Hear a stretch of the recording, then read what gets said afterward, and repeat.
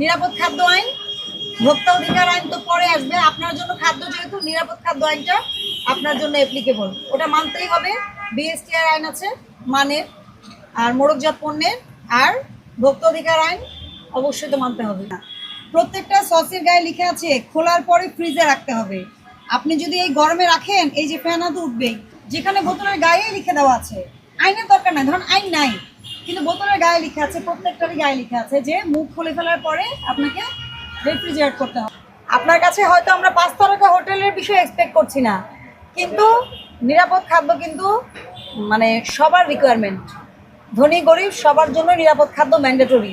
এমন না যে যে অনেক বেশি টাকা দিয়ে খাবে সে নিরাপদ খাদ্য পাবে, আর যে কম টাকায় খাবে সে অনিরাপদ খাবার খাবে।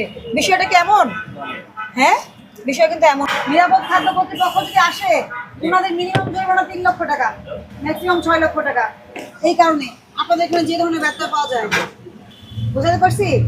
অল্প ভুল থেকে শিখেন, ভবিষ্যতের জন্য শুধরে যান, ঠিক আছে?